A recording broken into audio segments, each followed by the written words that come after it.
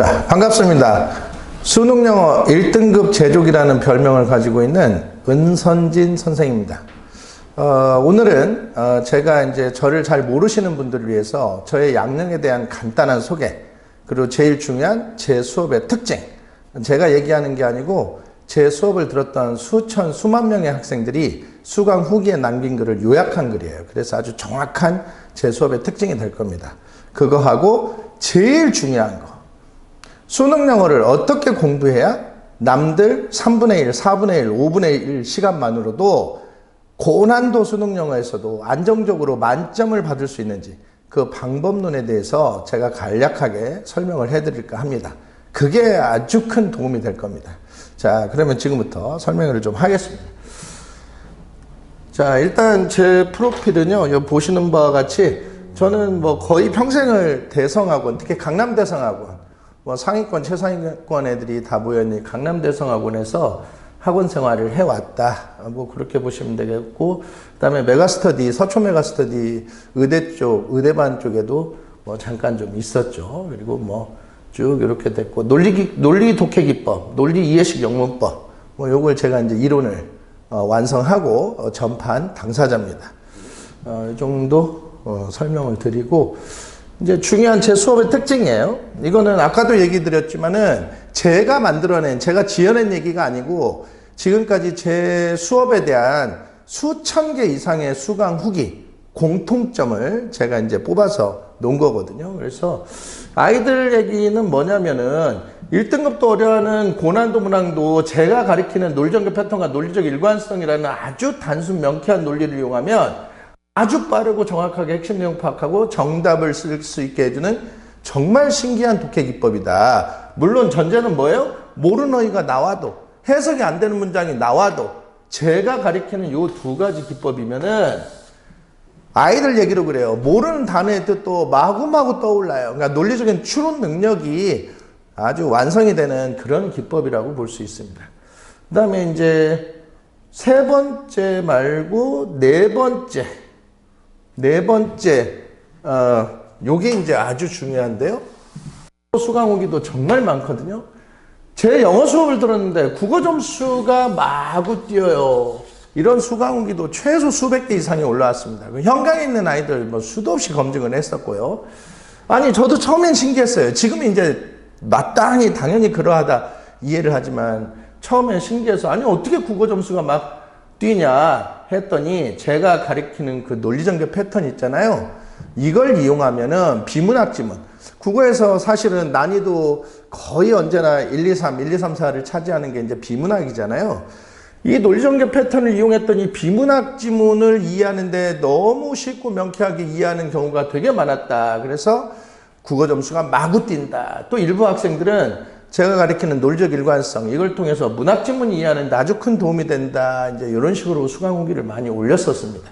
그래서 제가 이제 감히 얘기 드릴 건데 제 수업을 이해하면 국어도 같이 정복하는 방법이다. 특히 비문학 쪽으로. 그렇죠? 그 다음에 이제 학교 내신이나 EBS도 마찬가지입니다. 일반적인 학생들, 뭐 학교 내신 공부한다고 2주, 3주, 4주, 5주 막 달달달 외우고 그렇게 열심히 시간과 노력을 투자했는데도 1등급 나옵니까? 1등급도 안 나와요. 그럼 공부 방법이 매우 잘못돼서 그렇다. EBS도 마찬가지죠. 근데 수많은 학생들의 수강 후기에 따르면은 학교 내신 공부 거의 안 했는데, 전혀 안 했는데 또 다 맞았어요. 뭐 하나 틀렸어요. 최소한 1등급이에요. 그러니까 전혀 공부를 안 한 지문도 아까 제가 말씀드린 그 논리 독해 기법 하나면은 내신도 다 잡을 수 있다. 저는 감히 그렇게 얘기를 드립니다. EBS도 마찬가지죠. EBS도 달달달달 지문 외워봤자 인간의 기억력의 한계가 그렇게 대단하지가 않습니다. 아무리 외워도 바로 또 잊어버리고 다른 지식 들어가면 또 잊어버리고.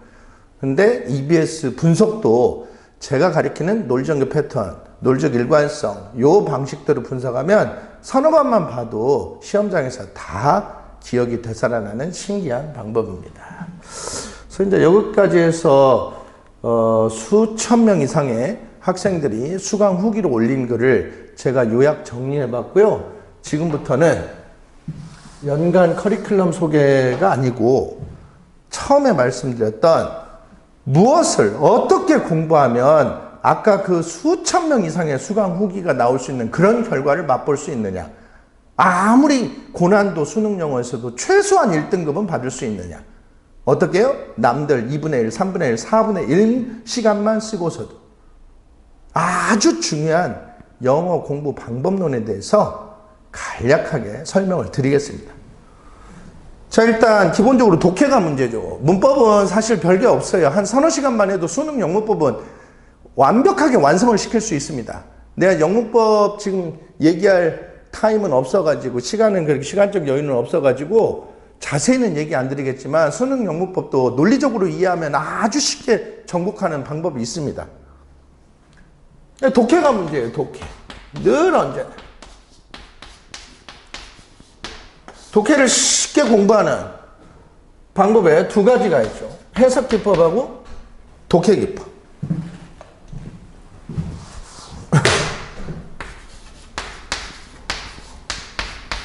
둘을 나눠서 설명을 해드릴게요. 해석 기법은 그 문장의 의미를 이해하는 거예요. 대부분 해석 기법 99.9%가 무엇을 배웁니까? 신텍스. 소위 말해서 이게 문형론이죠. 문장의 형태, 구조. 뭐 주어부, 수로부, 가주어, 진주어, 뭐 등등등등. 전명구, 뭐. 이걸 나눠서 연습하는 기계적 번역 연습을 해요. 소위 말해서 구문론. 구문론이죠. 구문론. 이투투, 가주어, 진주어, 뭐 이투투, 이투대, 가목적어, 진목적어, 뭐 등등등등 많죠. 뭐 도치구문, 뭐 등등. 중학교 1학년 때부터 이런 걸 합니다. 근데 평생 해봐야 의미 없어요. 1등급도 안 나와요. 네이티브들처럼 아주 자연스럽게 지문을 그냥 쓱쓱 달달달달 읽어가지를 못해요. 평생을 공부해야 돼. 이게 매우 잘못된 공부다. 일반적인 선생님들이 해석을 잘하기 위해서 알아야 될 구문 기본이 100개, 150개, 200개까지 막 달달 암기하라고 시키는 선생님들 많은데 저는 단 하나의 구문도 암기를 하지 않습니다. 단 하나의 구문도 암기를 안 해요. 왜? 암기할 필요가 없으니까. 제가 가르치는 해석 기법은 네이티브의 문장에 대한 인식론을 그대로 이식시켜 주는 거예요. 영어 네이티브 사람들, 영어 원어민들이 우리처럼 막 구문 달달달 외워서 해석하는 거 절대 아닙니다. 그거 뭡니까? 청킹. 이 하나의 논리로 모든 걸 다 해결합니다. 청크가 이제 덩어리인데, 우리가 이제 그 독해와 관련해서 청크는 이해할 수 있는 의미 덩어리입니다. 이해할 수 있는 의미 덩어리들을 논리적으로 연결할 수 있는 능력.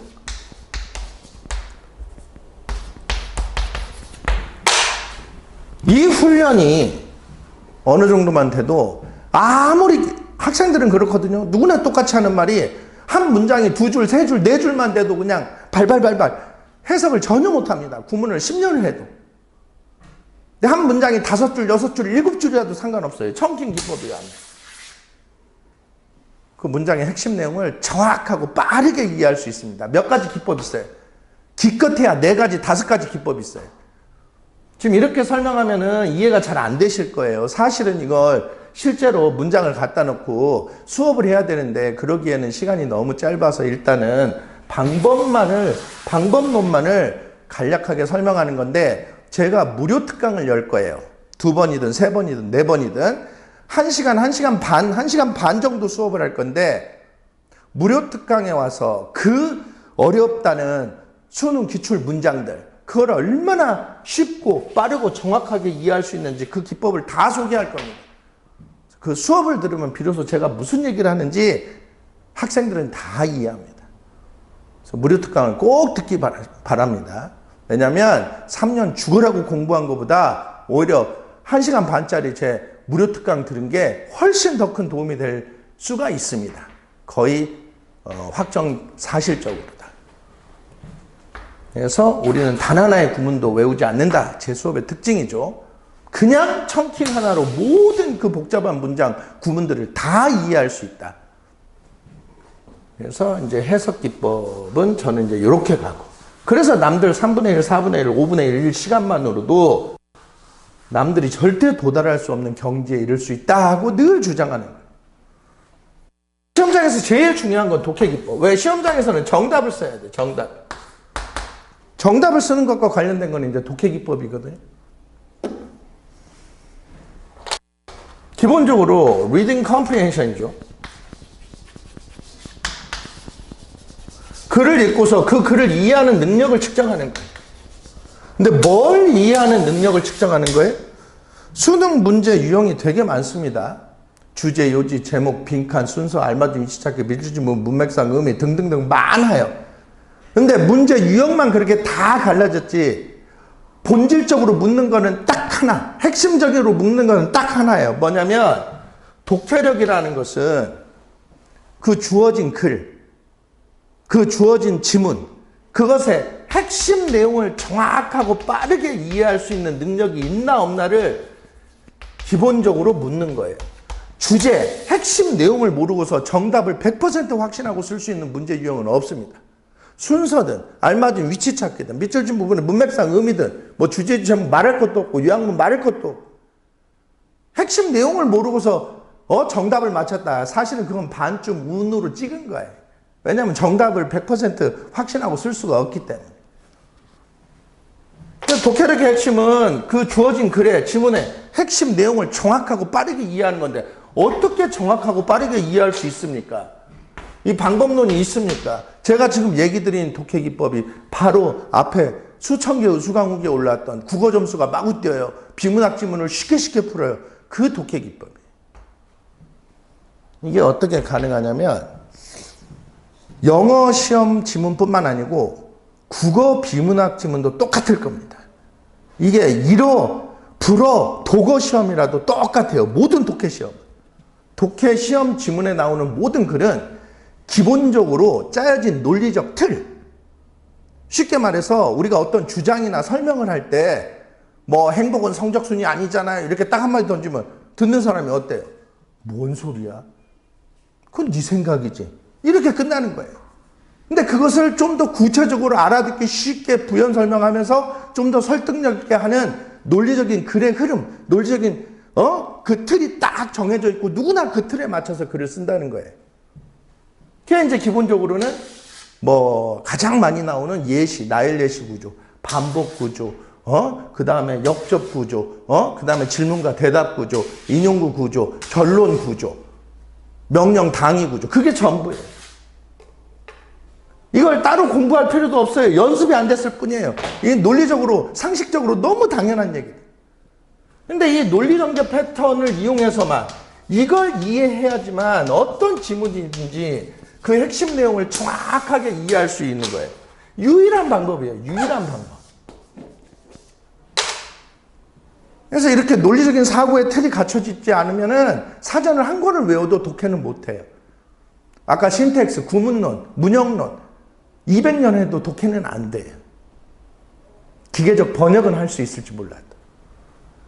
독해력의 필수는 요걸 익히는 거다. 요걸 익히지 않고서는 아무리 공부를 많이 하고 아무리 단어를 많이 외워도 점수는 절대 올라가지 않는다. 특히 고난도 수능 영어에서. 요것도 마찬가지.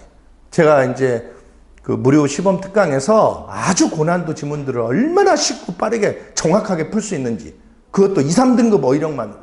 시험장 가면 모르는 어휘가 언제나 나와요. 모르는 어휘 아무리 사전을 많이 외우고 단어를 많이 외워도 언제나 나와. 해석 안 되는 문장이 언제나 나와.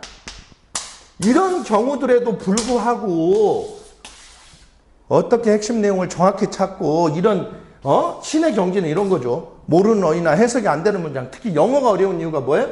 paraphrasing. 기계적 번역을 하지만 뭔 말인지 전혀 몰라. 우리말에는 없죠. 영어에만 있죠. 유사 개념어. 영어는 절대 같은 표현을 반복해서 안 씁니다. 많은 지문들이 해설지만 있고 도저히 무슨 말인지 모르겠다. 해설이 된 글인데 무슨 말인지 모르겠다. 왜? 기계적 번역해놨으니까. 이 개념이 없으면 무슨 말인지 이해 못하는 거예요.